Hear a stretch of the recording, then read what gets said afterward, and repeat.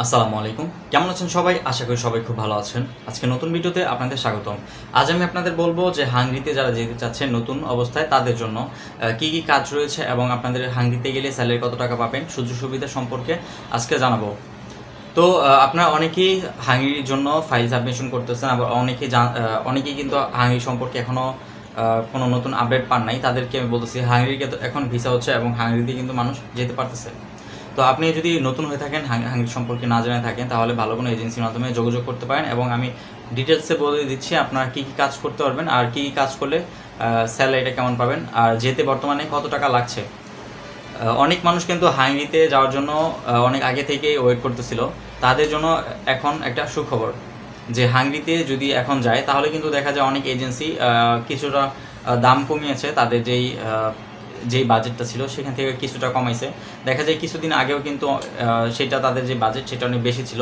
তো কিছু কিছু এজেন্সি তাদের দেখা যায় যে এটা তাদের বিষয়, পার্সোনাল বিষয়, তারা কিছু এজেন্সি দেখা যায় কিছু কম টাকার মধ্যেও নিচ্ছে, আবার কিছু এজেন্সি দেখা যায় যে একদম তাদের যে বাজেট সেখান থেকে কোনো ছাড় দিচ্ছে না।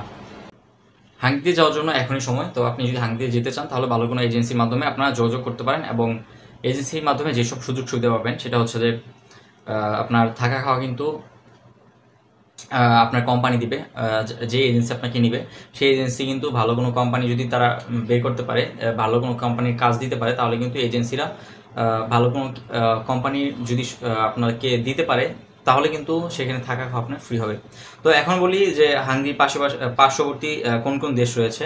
হাঙ্গরির পার্শ্ববর্তী দেশ হচ্ছে স্লোভাকিয়া, তারপরে ইউক্রেন, রোমানিয়া, সার্বিয়া, স্লোভেনিয়া।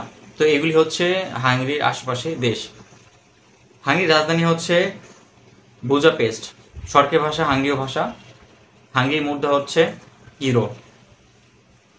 তো এখন আপনারা যা হাঙ্গরিতে কাজে চলে যাচ্ছেন, হাঙ্গরির ওয়ার্ক ভিসা হচ্ছে কাজের ক্ষেত্রে যেসব কাজের কি কি সেক্টরে কাজ করতে পারবেন সেটা হচ্ছে আপনার factory, market, shopping mall, construction sector ইত্যাদি, এবং আপনার ফার্ম, এগুলিতে কিন্তু কাজ করতে পারবেন।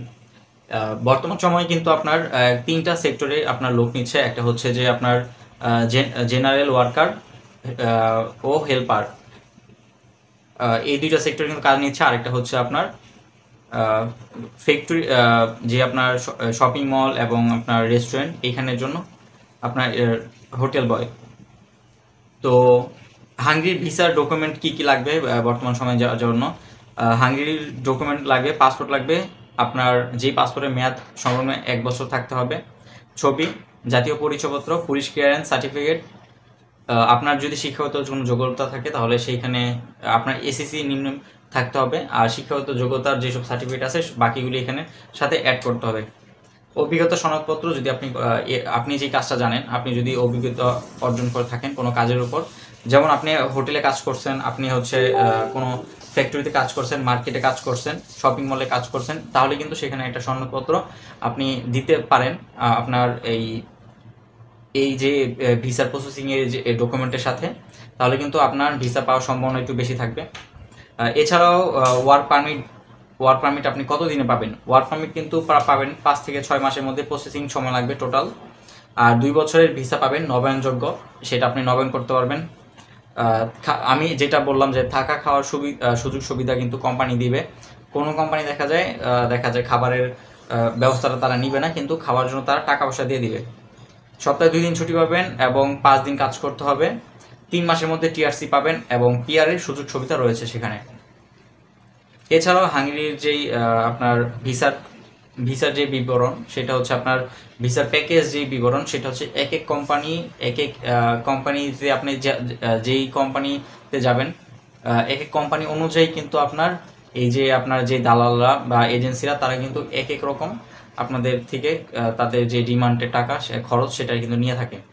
এবং যাওয়ার জন্য প্রথম যেই তারা প্যাকেজ ধরে, যারা এজেন্সি তারা কিন্তু যে প্রথম প্যাকেজ ধরে সেটা হচ্ছে আপনার মোট খরচ হচ্ছে আপনার 12 লাখ টাকা, 12,50,000 টাকা। তারা কিন্তু যারা এজেন্সি তারা কিন্তু 50,000 টাকা অ্যাডভান্স নেয়। কোনো কোনো এজেন্সি, আবার কোনো কোনো এজেন্সি কিন্তু 1 লাখ টাকা অ্যাডভান্স নেয়। পারমিট পাওয়ার পরে 2 লাখ টাকা নেয়, তারপরে হচ্ছে বাকি টাকা 9,50,000 টাকা সেটা ভিসার পরে।